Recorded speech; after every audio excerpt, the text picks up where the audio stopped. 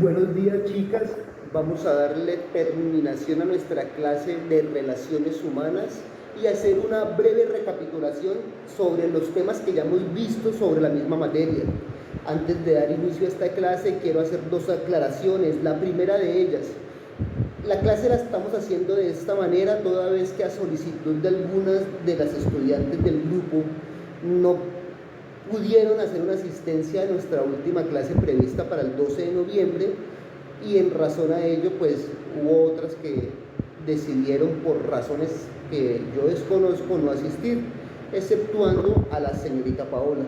Paola, a través del video y haciéndolo de una notificación general al grupo, te confirmo que la asistencia de ese sábado 12 de noviembre a las instalaciones del instituto te harán acreedora de algunos beneficios académicos y exalto tu disciplina y el compromiso que tienes con tus obligaciones académicas, porque tal vez ese mismo compromiso lo ostentes en algún otro tipo de obligaciones que pues a bien desarrolles en tu día a día.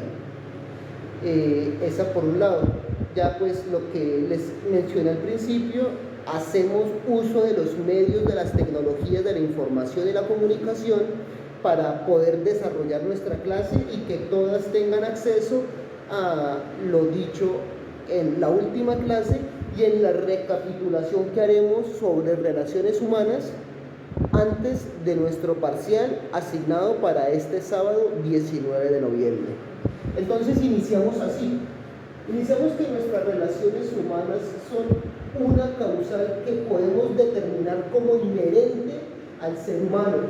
Filósofos como la talla de Aristóteles hablaban que el ser humano es un ser social por naturaleza y que en gran medida, tanto con la facilidad y versatilidad que tiene en su comunicación, como el talento que tiene para asociarse con sus iguales, han sido garantes del éxito de la especie.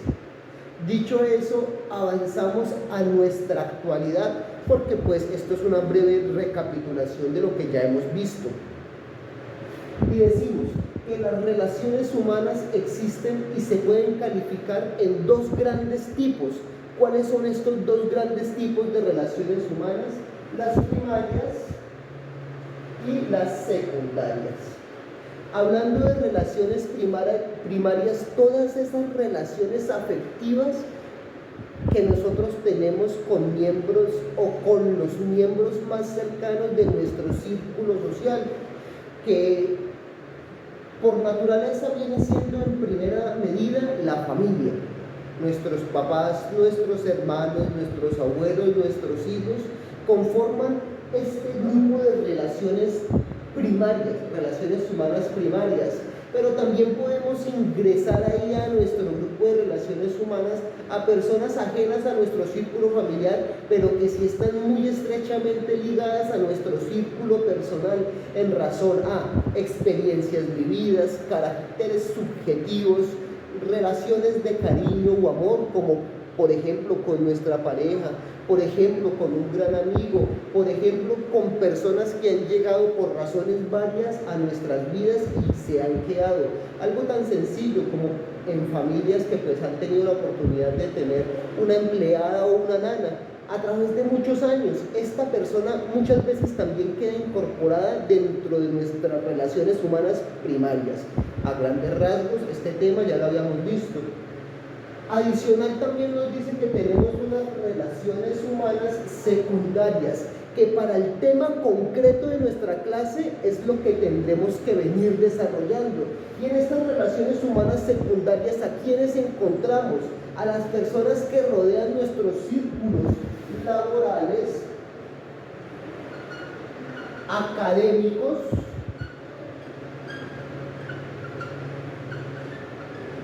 de índole personal o profesional. Veamos este índole personal no ligado a un índice personalísimo, como unas relaciones humanas primarias, sino las relaciones personales que yo puedo tener con otro tipo de personas que no necesariamente estén en mi entorno laboral o en mi entorno académico, sino esas relaciones que puedo tener con terceras personas que pues hacen parte de un estrecho grupo personal, como vecinos, amigos de colectividades, excompañeros de colegio, en el caso de nosotros que pues ya estamos un poco mayores, entre otros, hacen parte de esas relaciones personales que son diferentes a las personalísimas. Y para nuestra, bueno, aquí puede haber una gran cantidad de ejemplos, pero que para nuestra temática en concreto nos tenemos que centrar en nuestras relaciones humanas secundarias en un contexto laboral, porque es para ello que hemos desarrollado esta temática de las relaciones humanas en nuestro programa técnico laboral. Entonces, trabajaremos sobre ellas. O sea, ya lo hemos hecho. Esto que estamos haciendo en este momento es una recapitulación y cuando terminemos la recapitulación hablaremos del tema nuevo de nuestra clase. Entonces,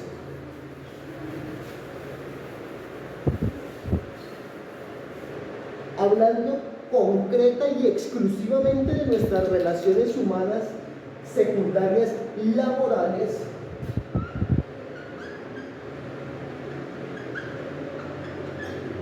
tenemos que decir lo siguiente, que las relaciones humanas laborales se dan en busca de tres momentos esenciales: un antes o una previa. ¿Antes de qué? Del inicio de la relación laboral, o sea, previo a la formalización del contrato laboral. Antes o previo son sinónimos.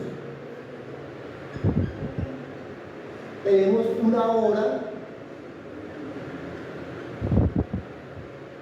o presente, que vendría a ser ¿qué? El presente de la relación laboral. No estoy optando a una vacante, sino ya me encuentro inmerso dentro de una relación laboral, de un vínculo laboral en donde tengo jerarquías superiores, jerarquías iguales y jerarquías inferiores, pero ya me encuentro dentro del contexto laboral. Y una posterior o después, vamos a ponerlo, después o posterior. Después o posterior de qué? De la relación laboral. Son tres momentos en los que nosotros venimos trabajando.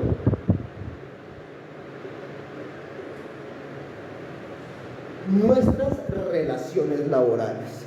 Dicho eso, hablamos de que en la primera etapa de esta relación laboral, de esta vinculación laboral, como talante y como gestor del talento humano, tengo que desarrollar, en busca de conseguir el talento más idóneo, en este acápite, la consecución o la garantía de dos aspectos generales: los conocimientos y los comportamientos.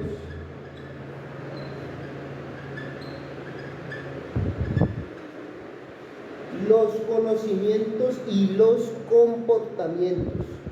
Que esto nos va a hablar de qué? De la integralidad de nuestro futuro trabajador. Integralidad laboral.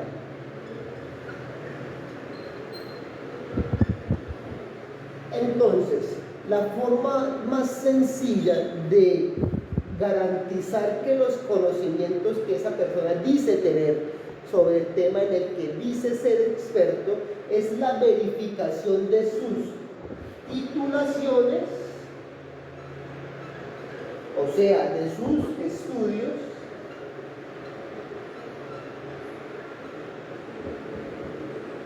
y la verificación de su experiencia laboral.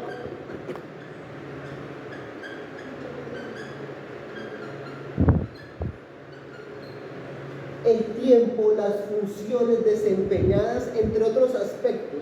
Esa experiencia laboral y esos títulos van a ser el mecanismo más idóneo para yo garantizar que los conocimientos que estoy buscando en el talento humano concreto los pueda suplir esta persona en determinado. porque pues si yo me baso solamente en lo empírico, solamente en la experiencia, no voy a tener certeza de que todo lo que él dice saber lo sabe. Bueno, pues obviamente, certeza absoluta nunca, pero haciendo presunciones de buena fe podemos decir que acercarme a lo más certero. Este sería nuestro mecanismo para garantizar los conocimientos. Y por último, lo que corresponde a los comportamientos. Entonces, aquí de los comportamientos hablamos de dos tipos de profesional que debería trabajar esto, que vendría a ser en primera medida ustedes como administradoras del talento humano,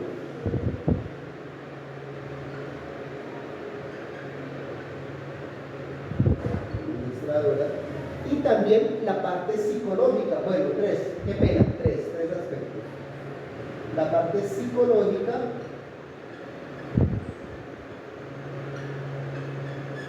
y ya aquí la parte de salud ocupacional, salud. Entonces, la administradora se va a encargar de saber que efectivamente lo que esta vacante requiere lo va a cumplir o lo va a suplir la persona a la que yo estoy buscando a través de pruebas aptitudinales,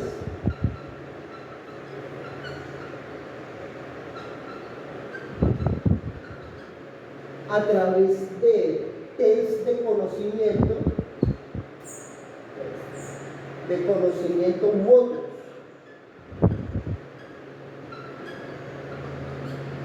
Y a través de preguntas personales.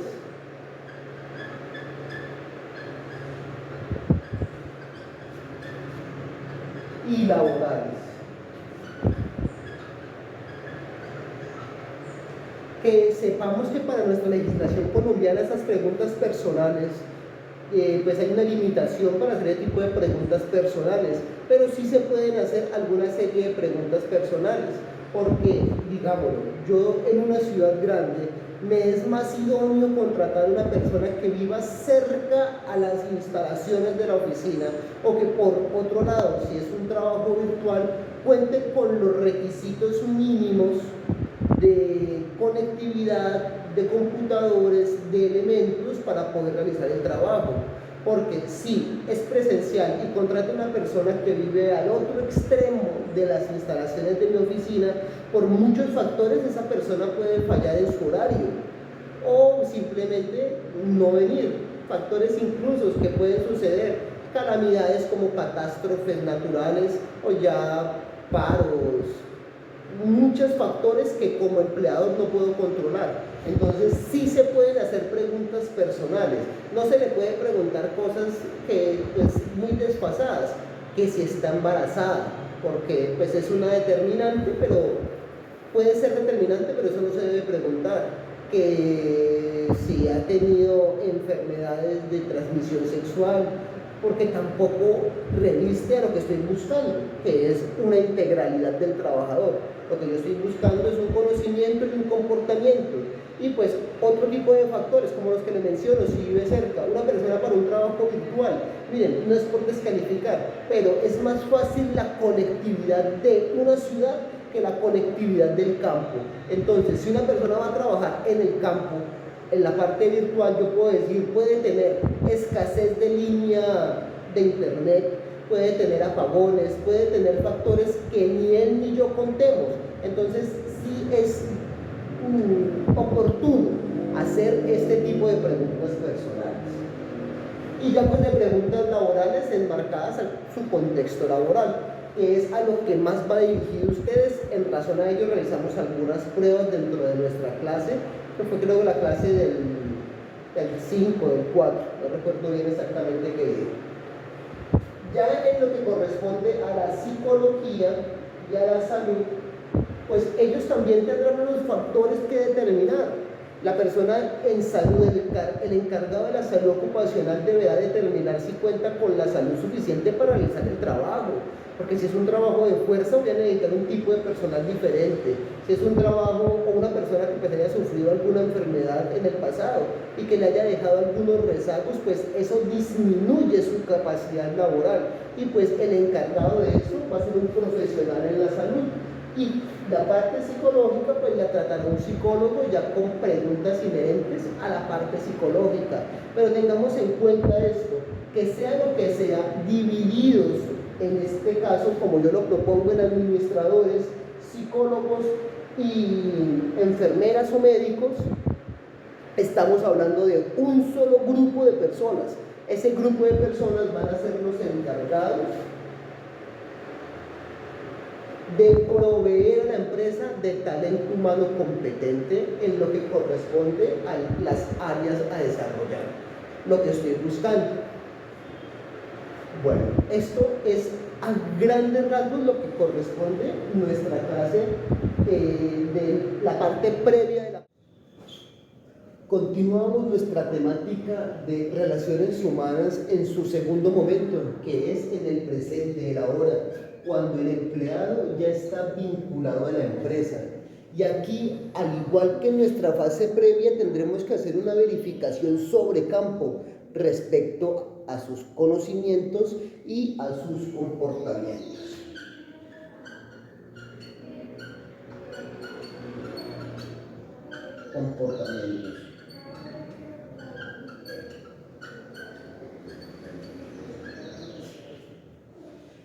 O sea, en nuestra fase previa o anterior al inicio de la ejecución del trabajo, hacíamos una valoración especulativa de lo que serán los conocimientos y los comportamientos del eventual empleado, pero ya en una etapa actual, presente, en el ahora, podremos hacer una verificación real, ya no especulativa, sino sobre conceptos subjetivos, objetivos y reales de la labor que ha desarrollado ese funcionario, ese empleado, en el marco de sus funciones como trabajador. Entonces, vamos a hacer casi que un check-in, o sea, una lista de chequeo, en el cual decíamos que en nuestra fase previa él era competente, bueno, qué línea tan fea, él era competente, era diestro, era titulado en alguna aparte del conocimiento. Y pues, ¿cómo lo verificamos? Con una titulación y con una experiencia, pero ahí todavía estamos haciendo una parte especulativa. Entonces aquí vamos a ver si eso que nosotros pretendíamos con ese empleado es real o no lo es. Entonces, ¿cumple con las funciones? Sí. ¿Las hace a tiempo? Sí. ¿Realiza con versatilidad sus trabajos? Sí. O por el contrario, no. Para saber ya sobre el campo real si esos conocimientos son reales, al igual que sus comportamientos. Entonces, relación con sus compañeros de trabajo, ¿sí o no? ¿Trabaja en grupo? ¿Sí o no? Disciplina, ¿sí o no? Puntualidad, ¿sí o no?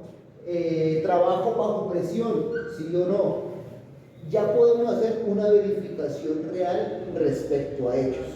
Como ustedes ya aprendieron en su clase de legislación laboral, en Colombia solamente existen 3 clases de tipos de trabajos. Estas 3 clases, pues a veces se pueden degenerar en diferentes nombres conforme a las necesidades que va teniendo la empresa.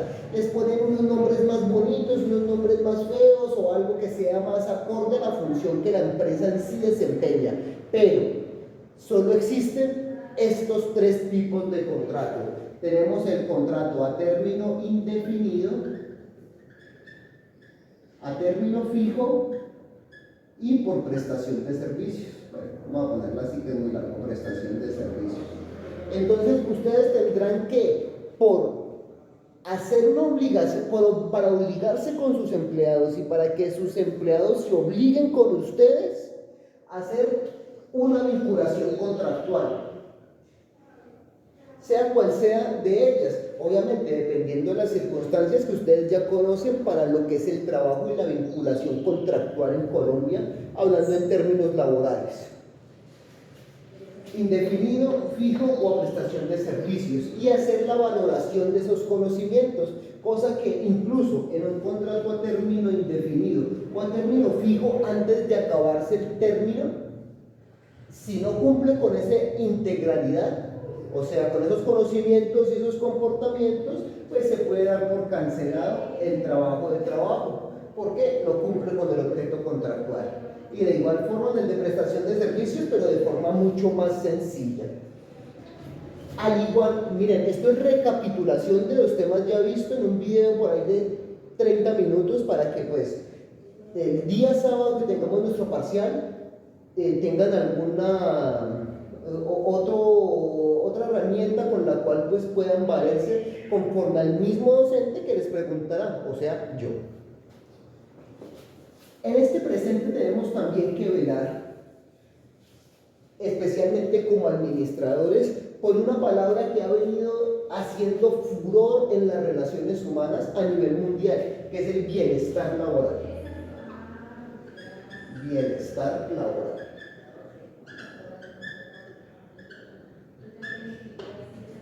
Y todas las cuestiones que puedan facilitar la vida y el trabajo del trabajador, del empleado. Condiciones tales que algunas son obligación legal, tales como el auxilio de transporte cuando viva a más de media hora del lugar de trabajo. Entonces, esto, auxilio de transporte. Auxilio de transporte. Esta es legal. Si el empleado vive a más de media hora del lugar de trabajo, el empleador debe suministrarle su auxilio de transporte. Existen otras del bienestar laboral, como es la dotación. Personal de empresas de servicios públicos que recogen la basura, ellos necesitan una indumentaria especial. Entonces, todo lo correspondiente a dotación. Personal que trabaje en construcción necesitará también las herramientas y los materiales de construcción, porque ellos no tienen que pues, aportar el material, sea el cemento, sea el ladrillo, sea las palas, sea los picos, todo esto es aparte de la dotación, pero porque es la labor específica, o sea, ustedes no le van a poner a un ingeniero de sistemas un pico y una pala, porque no va dirigido a las funciones que él desempeña. Bienestar laboral en lo correspondiente legal, esto también hace parte de lo legal. Y aquí pues, aunque sea como muy redundante, es bastante bueno decirlo, que darle cumplimiento a las obligaciones contractuales. Que pues generalmente en este caso viene siendo el salario, el sueldo, toda vez que pues uno trabaja en busca de esta contraprestación. El cumplimiento tanto en el monto como en los términos, y estas también son legales. O sea, la ley obliga a que el empleador suministre esto a su empleado. Un auxilio de transporte, obviamente basado en ciertas condiciones, porque si el empleado vive al lado de la empresa, pues no tiene que pagarle auxilio de transporte. Al igual que si desempeña alguna labor que no requiera la asignación de una dotación, pues excelente, tampoco necesitará hacerlo. Esto basando en las debidas proporciones. Pero continuamos más allá en lo que corresponde a nuestro bienestar laboral. Y el bienestar laboral no solamente se quedó en el cumplimiento de asuntos legales, que si el legislador dice, que si la nación dice que tiene que darle esto al empleado, pues entonces el empleador se lo va a dar, pero digámoslo entre comillas, casi que obligado, porque la ley le asigna esa obligación. Pero el bienestar laboral pasa también por otro tipo en la actualidad. Estamos hablando de más o menos de finalizando la primera década del siglo XXI, iniciando esta segunda década del siglo XXI, porque no es que fuera muy furor, aunque el trabajador como tal ha tenido bastantes beneficios, ha aumentado sus condiciones laborales de mejor manera. Entonces, aquí en su bienestar laboral podremos decir también que ellos tienen algunas prerrogativas dadas por la empresa. Esas prerrogativas, ¿cuáles pueden ser? Por ejemplo, que les brinden el almuerzo. Esto no es una obligación legal, pero se hace parte del bienestar de los empleados. Si una empresa así lo decide, puede brindárselo. No como obligación legal, mas sí como un incentivo para el cumplimiento de sus obligaciones. Les dije como ejemplo en clase también lo que correspondía al incentivo de una persona que en un banco lleva 5 años trabajando en el banco. ¿Qué pasa cada que cumple 5 años? Se le entrega un salario el día que cumple esos 5 años, o sea, un salario mensual.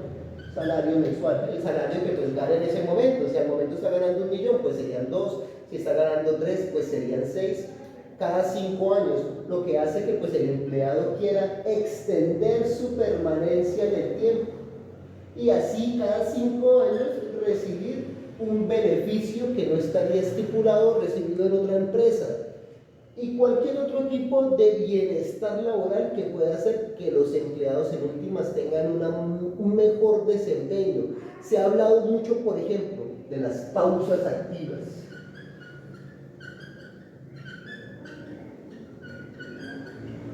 Esto para trabajo de oficinista. Las pausas activas nos han dicho que en una jornada de 8 horas se rinde más si hacemos pausas de 15 minutos, por ejemplo, 4 pausas de 15 minutos. ¿Esto qué quiere decir? Que en la realidad el empleado, entre comillas, estaría trabajando 7 horas por 4. Estaría trabajando 7 horas. Pero se ve mejor beneficiada la empresa en el rendimiento de este empleado con la realización de pausas activas.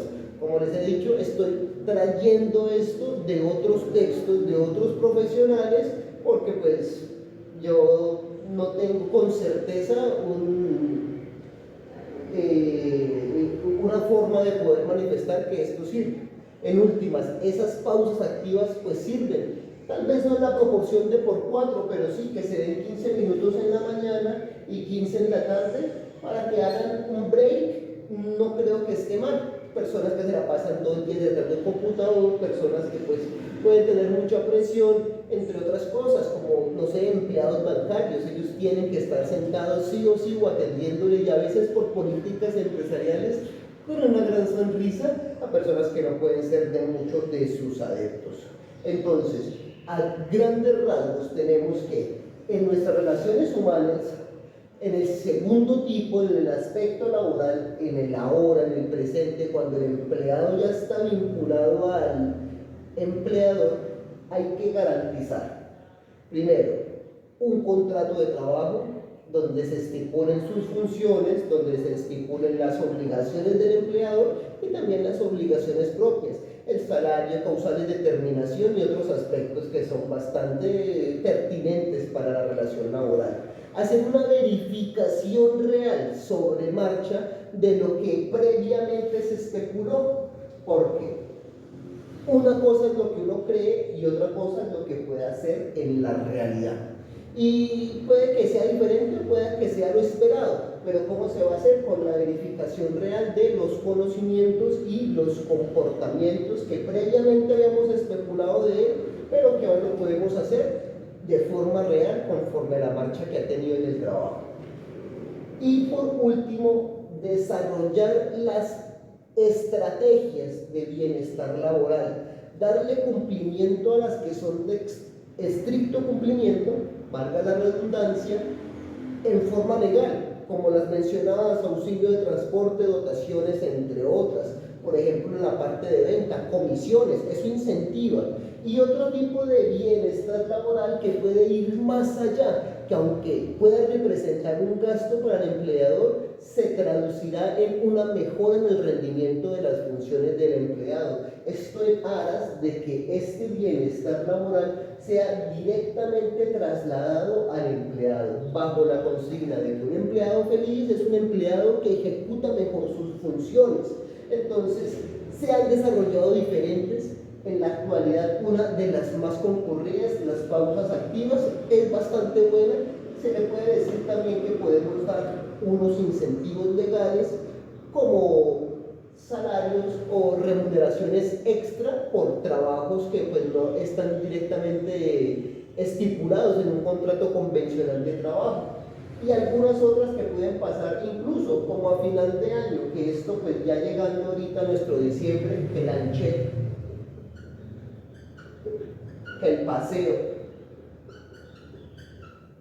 Todos estos incentivos van dirigidos a la premisa de un empleado feliz es un empleado que trabaja de mejor manera.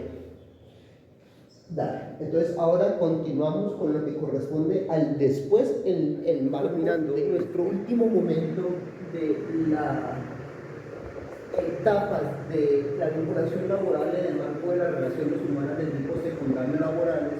Tenemos el después. O sea, cuando ya el trabajador deja de existir para la empresa por una renuncia, un despido, terminación del contrato, entre otros factores, que pueden ser varios, pero que pues van a un fin único. ¿Cuál es el fin único? Que este trabajador ya no cumple con las funciones para las cuales había sido vinculado, y tenemos una vinculación posterior. Entonces aquí, este tema no está directamente relacionado con relaciones humanas administrativas, pero sí con relaciones humanas. O sea, que la primera parte que debemos entender es saber en qué condiciones de salud ingresó el trabajador. Esto se mide de forma porcentual. O sea, un trabajador, vamos a suponer que entró con su 100% de capacidad laboral.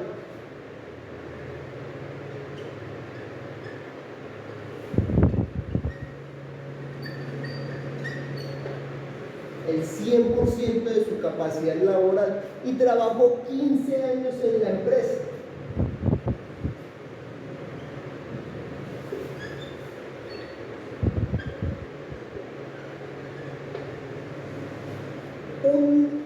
Una enfermera o un médico especialista en salud ocupacional deberá saber a través de exámenes médicos con qué capacidad laboral después de esos 15 años sale el trabajador, porque saldría nuevamente al mercado laboral, a menos de que pues tenga alguna otra pretensión de vida, se quiere ir a conocer todo el mundo caminando, pues puede ser que se ganó el baloto y pues ya no le quiere trabajar más, también puede ser, pero muy probablemente en términos generales podremos decir que el trabajador tendrá que salir, a menos de que esté ya es pensionado o aporta de la pensión, al mercado laboral. ¿Y con qué capacidad laboral salió? Entonces, por ejemplo, si en esos 15 años un trabajador perdió alguna de sus extremidades, diremos que salió con una menor capacidad laboral.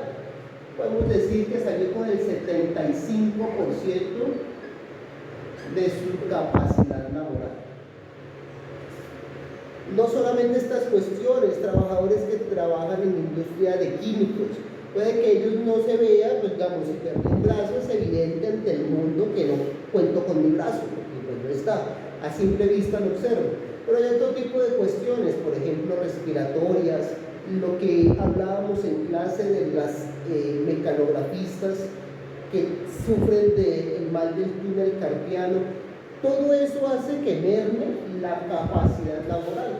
Entonces podemos decir que de este 100% que puede ser que ingresó, porque también puede ingresar todo otro tipo de porcentaje, eso cuando se sabe aquí, porque el especialista en salud ocupacional nos lo dirá antes de entrar el trabajador, para saber al momento de su salida qué capacidad laboral perdió o si no perdió.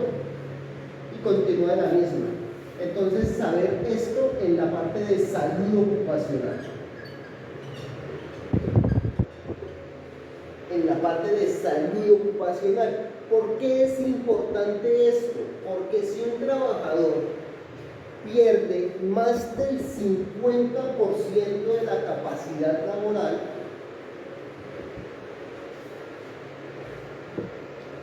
O sea, un trabajador salió al mercado con el 49% de su capacidad laboral o menos de 47, menos vendría a ser así, o menos del 49%,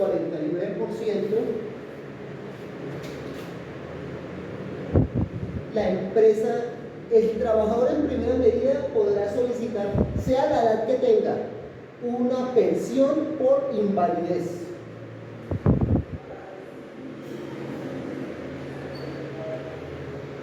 Que sería una parte importante. Y lo digo aquí porque la empresa tendrá que responder por el número de semanas que cotizó, más un porcentaje adicional para poder cubrir la pensión de invalidez que esta persona que perdió más del 50% de su capacidad laboral, incluso 49.9% de su capacidad laboral total, es menos del 50%. Hay personas que ustedes pueden ver que, pongamos una persona en silla de ruedas. En ocasiones uno ve personas en silla de ruedas ejerciendo labores incluso de celaduría en algunas empresas, en algunos centros comerciales en Bogotá, en Villavicencio. Ellos perdieron su capacidad laboral, sí, pero menos del 50%. O sea, sobrepasan aquí este 50% de la capacidad laboral que tiene el empleador, que tiene el trabajador. Y pueden desempeñar otras funciones. Digamos, una persona que está en silla de ruedas posee el 60% de su capacidad laboral. Es menos del 100%, puede que sea un poco más difícil para su contratación, porque si la empresa queda en un tercer piso y no hay ascensor, pues difícilmente podré contratar a este tipo de personal, pero aún así él no ha perdido más de la mitad de su capacidad laboral y todavía puede ejercer algunas funciones. Entonces, a tener en cuenta bajo este factor, que la empresa, posterior a que el empleador o el trabajador finiquitaron la relación laboral por cualquier razón de justa causa, porque si no hay justa causa, pues estaremos hablando de un conflicto judicial en el marco de la jurisdicción laboral, que es un tema completamente aparte de nuestras relaciones humanas. Bueno, hay relaciones humanas con el juez, con el secretario del juzgado, vale, pues no es de nuestra clase. ¿A qué voy con esto? Que tendremos que velar por el cumplimiento de toda la seguridad social del empleado, del trabajador, perdón. Seguridad social. Es el primer aspecto. Y también de finalizar correctamente el vínculo laboral que tenía la empresa con el empleado. O sea, cancelar todos los factores que debieron ser cancelados. Esto se llama una liquidación.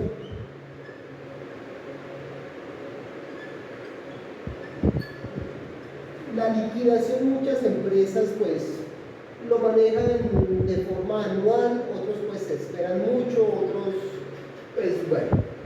Este marco de la seguridad social y de la liquidación representará pues un valor monetario que, si está cumplido, entenderemos que la relación humana ha sido finiquitada con éxito.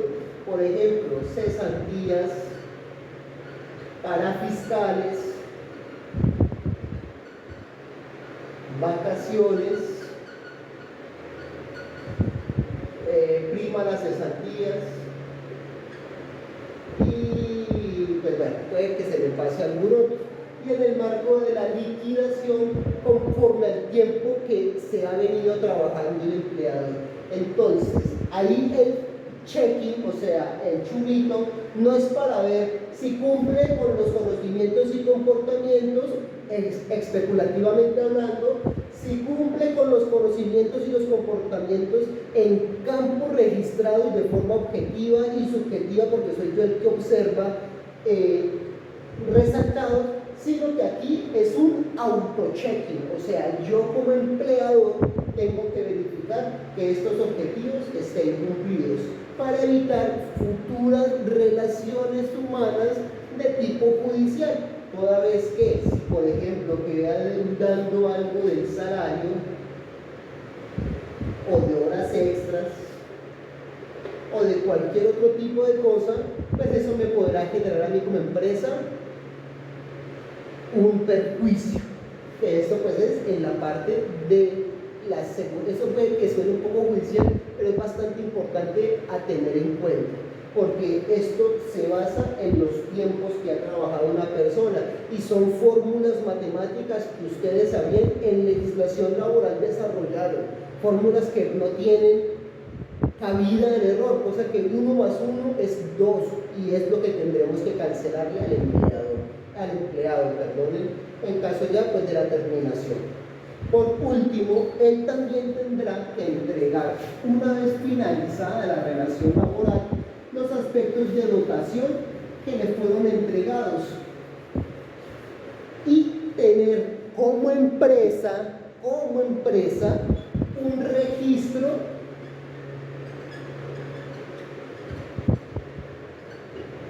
del paso de ese empleado por la empresa, un registro del paso, vamos a ponerlo así, que es lo posterior. ¿Para qué? Por si él busca trabajo en una entidad similar a la de nosotros, va a poner como experiencia laboral o tal vez incluso como referencia laboral a la empresa o a alguno de sus directivos para que den fe de que él trabajó allá. Y ese registro de paso nos servirá para poder dar un dato eficiente a la empresa que se esté comunicando con nosotros. O sea, era un empleado que cumplía con las expectativas de la empresa, si era un excelente empleado o no lo era. O si por el contrario, cuál fue la razón por la cual cesó sus actividades de la empresa, que este trabajador nos robó. Se llevó utensilios, se llevó dinero, se llevó otras cosas y en razón a ello fue que lo despedimos. Este registro de paso es como una hoja de vida de los empleados que tiene que permanecer en forma interna dentro de la institución. Por regla general se dirá, esto lo preguntaré en el examen, es de 5 años. Uno está obligado como empresa a guardar la información de sus empleados que ya salieron al menos por 5 años, excepto que existan disposiciones diferentes dentro de los estatutos de la empresa o si a futuro la ley designa que el término sea mayor o menor, pero hoy por hoy tiene que ser por lo menos 5 años guardar este registro de paso. Todo lo que sea amonestaciones por diferentes asuntos, exaltaciones si se le hizo, los méritos que desarrolló ese trabajador, lo que podríamos denominar la hoja de vida del empleado retirado. Es una hoja de vida de la empresa, porque por ejemplo en el caso de un empleado que salió por hurto, pues muy probablemente no ponga a esa empresa de referencia, porque al momento de verificar su registro de paso, encontrarán que no era lo que quieren contratar en el marco de sus comportamientos, porque pues puede ser que tenga mucho conocimiento, pero si sus comportamientos van dirigidos a, por ejemplo, el hurto, no es lo más idóneo. Aquí terminamos pues esta parte de los momentos de las relaciones laborales previas, durante y posteriores a la vinculación laboral.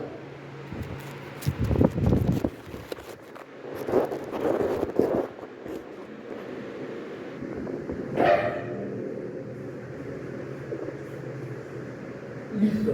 Avanzando en la cátedra también desarrollamos la diferenciación de teorías que parecen analógicas, sinónimos, pero que son diferentes en el marco de las relaciones humanas, siendo diferentes a las relaciones públicas. Y el factor definitivo de la diferencia entre la relación humana y la relación pública no es otra que esta relación humana se basa en la relación del yo, o sea, del individuo, hombre o mujer,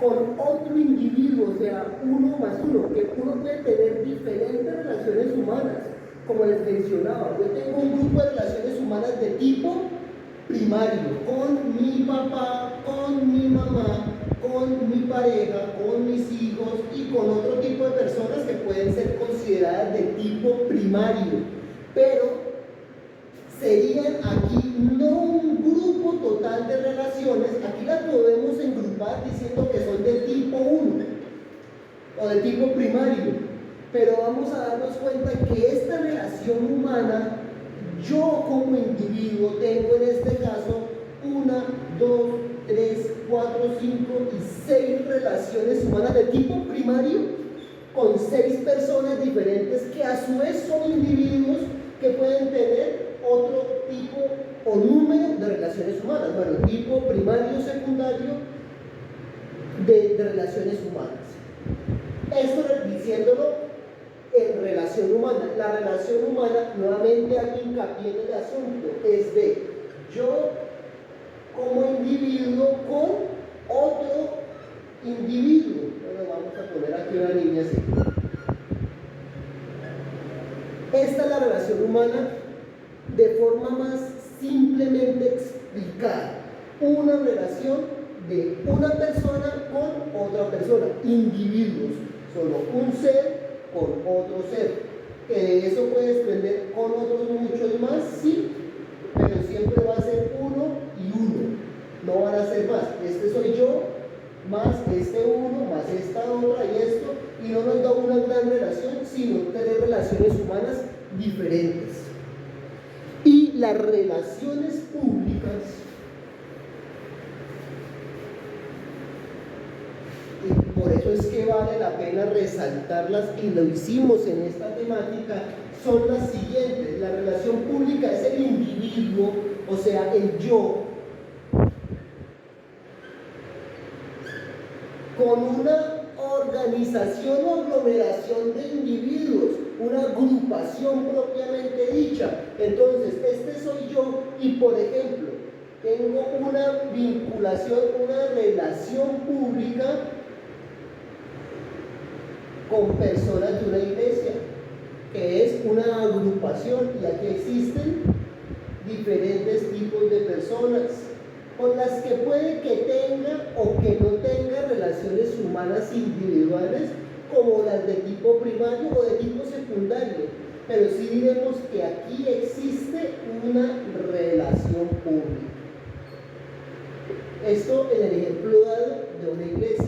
Pero como sabemos que nuestra clase está estrechamente ligada con la parte administrativa, diremos que para el tema de relaciones en diferencia, de relaciones humanas con relaciones públicas, será el tema del individuo dentro de una organización jerárquica que será la empresa a la que pertenecemos. Puede que yo sea el jefe de esa empresa, entonces jerárquicamente sea el superior, pero como veremos en otros apartes que tenemos que dar de continuación a este tema, que yo sea el superior no necesariamente implica una subordinación sumisa por parte de mis empleados o por parte de mis colaboradores. Por lo pronto diremos que lo que nos interesa de estas relaciones humanas, que no son lo mismo relaciones públicas, porque ustedes podrán entender que yo de esta relación pública, que es un yo como individuo, con la aglomeración de personas, con una agrupación de personas en el marco del trabajo, esta es la empresa donde yo trabajo, puede desembocar fácilmente también en relaciones humanas de tipo primario. ¿Por qué?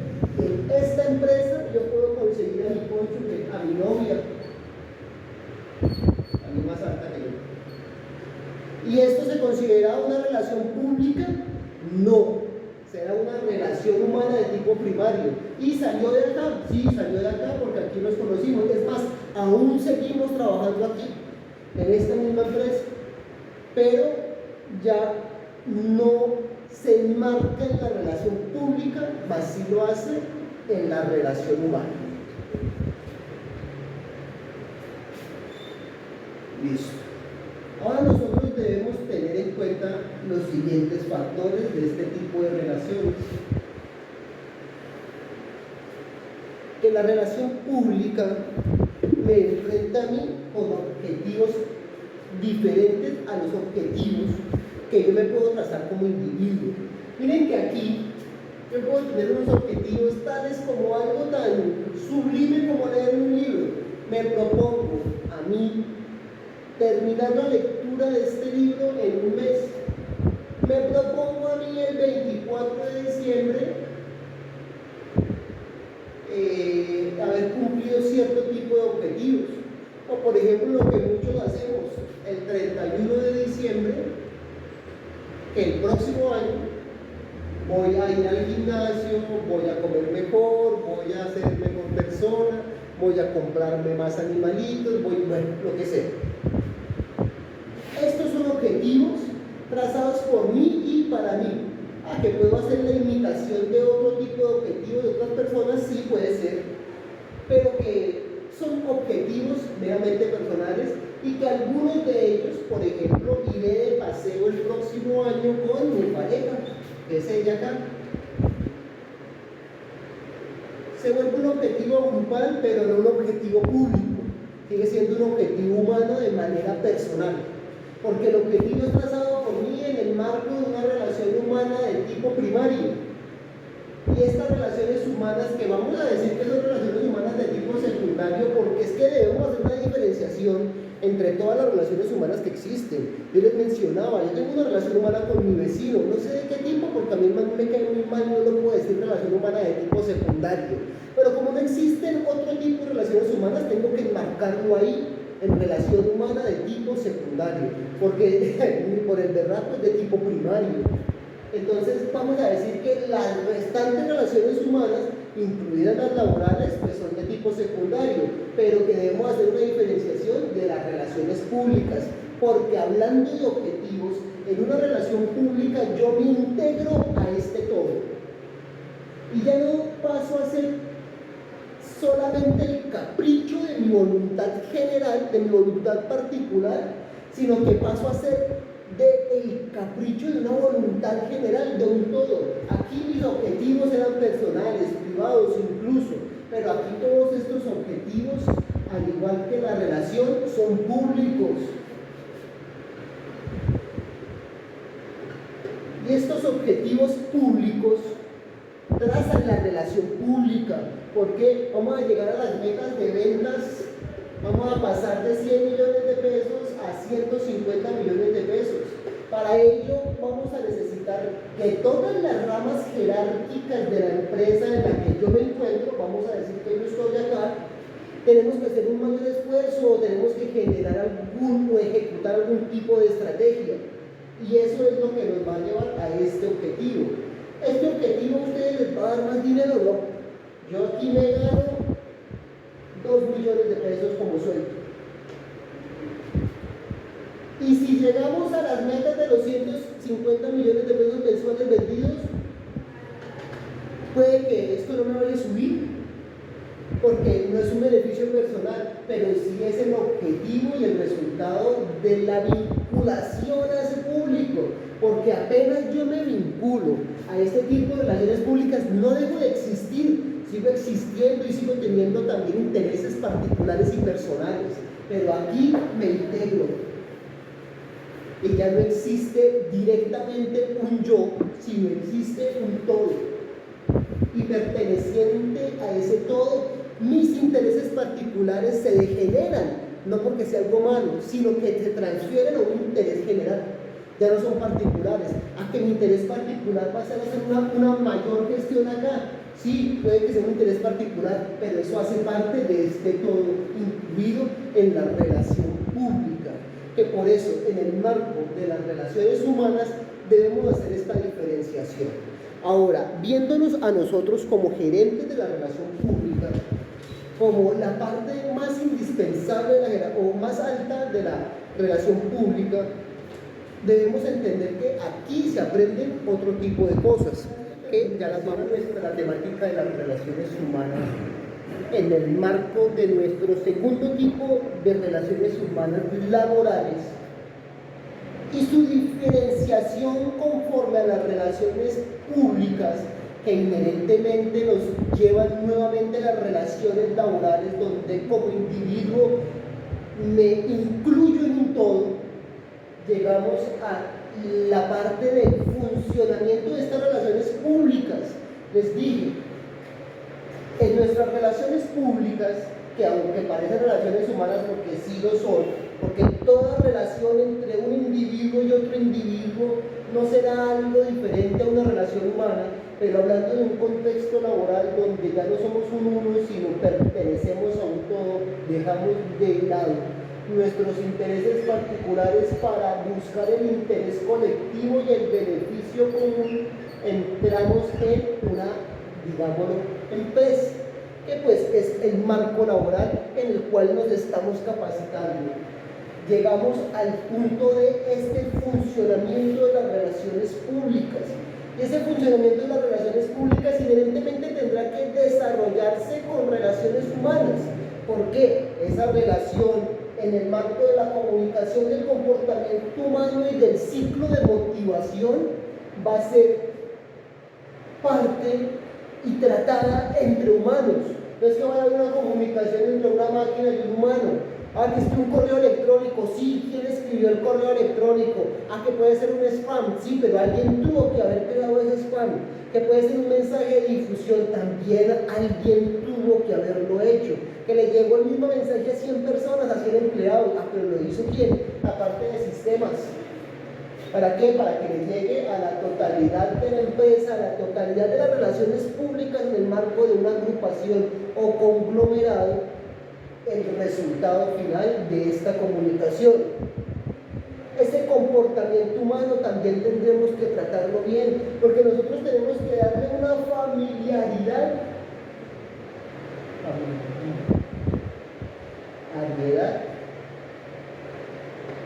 al desarrollo de la relación pública, porque si no degenerarían algo diferente a las relaciones humanas. Y aunque, como les he dicho, teóricamente lo son, toda relación entre un individuo con otro individuo será una relación humana.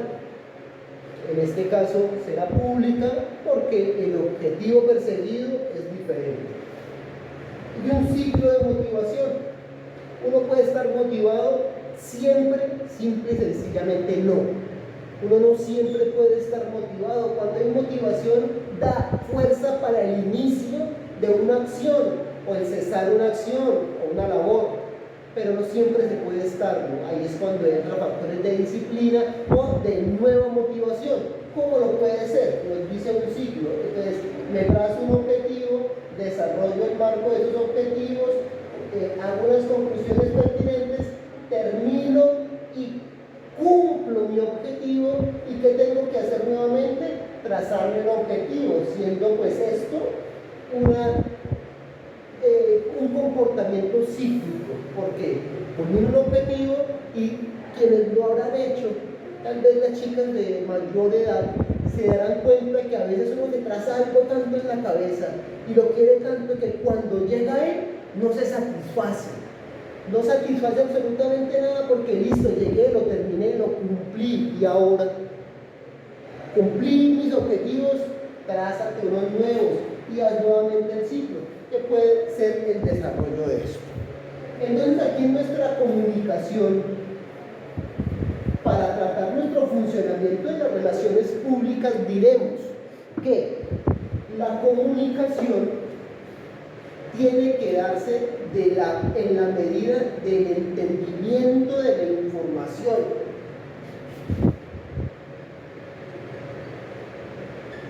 Incluso pasaría más por el correcto entendimiento. Correcto entendimiento. Siento que si un jefe tiene que entregar, por ejemplo, un ingeniero de una obra, directrices a sus obreros y les habla con terminología muy técnica, pues ellos no van a tener un correcto entendimiento de las órdenes que ese ingeniero pretende transferirles. No digo que un ingeniero, que pues puede ser una figura de mayor jerarquía, tenga que bajarse a las mismas condiciones de una persona de inferior jerarquía. Más aún así, sí tienen que practicar lo que en muchas esferas se denomina la humildad, que como les he mencionado de forma personal, pues me es un poco ambigua la palabra, pero sí ponerse en la posición de otros. Miren, como sabrán, me gustan bastante los temas de historia y pues de los grandes imperios que han existido en el mundo.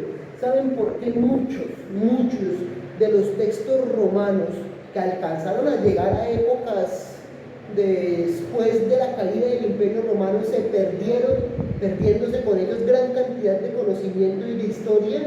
Porque los primeros sacerdotes, que pues en ese tiempo la iglesia reinaba de forma preeminente, que tradujeron esos textos, los tradujeron en latín, cuando solamente muy pocas personas de esa época sabían latín. Entonces, ¿qué pasó? Tras de que muchos en ese tiempo no sabían leer, muy pocos de los que sí sabían leer latín. Entonces, se terminaron de perder los pocos textos que ya se habían encontrado, porque no hubo una correcta transferencia de conocimiento, no hubo un correcto entendimiento de la transferencia de esa comunicación. Aquí viene el comentario que tiene que hacerse de esta misma manera. Miren, la parte de humildad, ¿a qué la refiero aquí? Que usted tiene que hacerse entender. O sea, que esta comunicación tiene que ser eficiente, porque si no, el funcionamiento de la relación pública tendrá una brecha, y así como una cadena.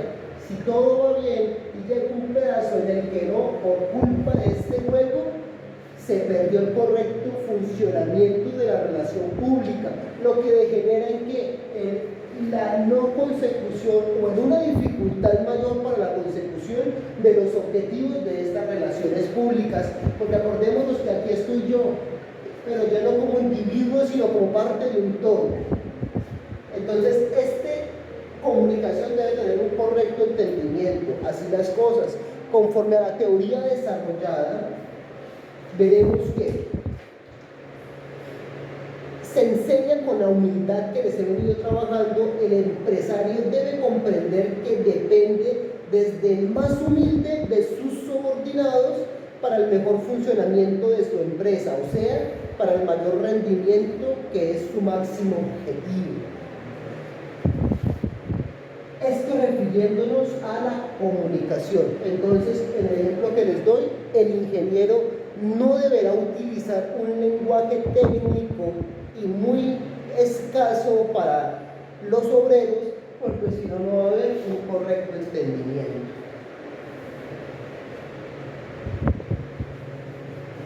Continuamos con el comportamiento humano. El estudio del comportamiento humano puede ser que no esté estrechamente ligado con la administración pública, pero sí lo está, porque la administración y las relaciones humanas, administración de empresas y las relaciones humanas deben tener un objetivo final, por eso es que se entrelazan con diferentes profesionales, pero el comportamiento humano va dirigido también a un correcto funcionamiento de la relación pública, o sea, del objetivo empresarial. Sigo haciendo hincapié en ello, porque si se dan cuenta, ahí ya no está la figura del hombrecito que yo suelo dibujar, porque es que ya no está ahí, porque hace parte de un todo, no es un individuo, sino hace parte, es miembro de una comunidad, de un cuerpo colegiado, de una agrupación a la que él pertenece, y sus objetivos particulares pasan a un segundo plano para cumplir los objetivos generales de la relación pública. Ahora, adelantándonos en lo que corresponde al comportamiento humano, diremos: el buen trato con los semejantes, respetando las opiniones de los subordinados. Así el problema de convivencia se reduce a los términos del respeto recíproco, que es uno de los engranajes esenciales de las relaciones humanas. Dicho eso, en otras palabras, vamos a decir: entonces este comportamiento humano debemos entenderlo como las recíprocas concesiones que se deben tener entre toda la agrupación para poder tener un correcto funcionamiento. Entonces aquí lo escribo: recíprocas concesiones. O sea, yo cedo en razón a que tú cedas en cierto aspecto. Y estas recíprocas concesiones son la base para el funcionamiento de cualquier tipo de empresa, de cualquier tipo de relación pública.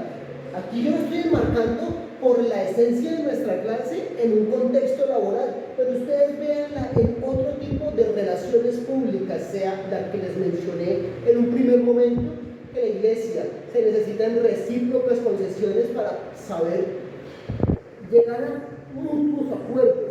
En otro tipo de contextos, por ejemplo, el deportivo, saber que yo cumplo con determinadas funciones por las habilidades personales que tengo y usted cumple otras, y que para el correcto funcionamiento del equipo yo tengo que ser mejor como arquero, fungir mejor como arquero y usted mejor como delantero, y que cada uno de los dos cumpla con sus funciones, va a llevar a la culminación de ese objetivo. Entonces estas recíprocas concesiones, que las voy aquí como a marcar el tipo de explosión, así, son el eje central para los comportamientos humanos. Pero pues obviamente no será lo único. El comportamiento humano se basará en muchos aspectos dirigidos a la familiarización.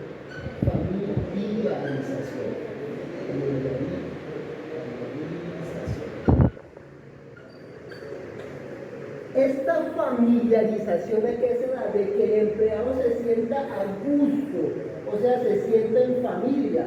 Puede que alguno de ustedes diga: no, pero en el lugar en que menos me siento a gusto es en mi hogar, en mi casa. Puede ser, pero a lo que voy con esta palabra familiarización es el gusto que pueda sentir una persona para dejar de lado los intereses y objetivos particulares para ponderar por objetivos generales. Esa familiarización se puede dar en el marco del ambiente laboral. Ese ambiente de trabajo que va dirigido en los comportamientos humanos es una de las ejes fundamentales para la consecución de estos objetivos. ¿Cómo así? Entonces, hablamos de unas recíprocas concesiones, sí, pero también de una familiarización. En el momento de la contratación, en el previo, es una mera especulación lo que voy a saber, pero sí me da bastantes vistos de saber si yo tengo una persona agresiva,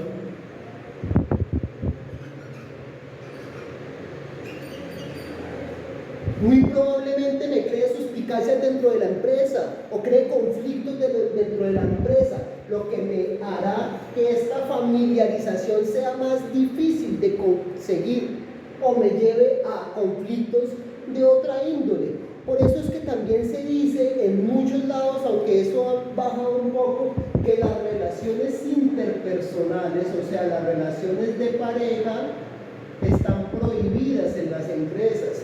Porque va a basar él y ella más su objetivo personal que los objetivos de la empresa, lo cual pues desmerita la relación pública, y que pues puede potenciar una relación humana primaria, no está mal, pero si estamos hablando de la relación pública, esto la va a desmeritar, la va a bajar. La familiarización entonces no tiene que ser ni muy baja, pero tampoco podemos decir que es muy alta, es solamente llegar a un punto medio de comodidad, donde también tendré que pues analizar los comportamientos humanos, que pueden ser muy variados, que pueden ser muy sesgados, que pueden ser de formas muy difíciles. Cada persona es un mundo, pero sí llegar al menos a unos ejes que nos permitan el trabajo en comunidad, y que esa familiarización represente unas recíprocas concesiones que en últimas me den para el cumplimiento del objetivo empresarial que estoy persiguiendo.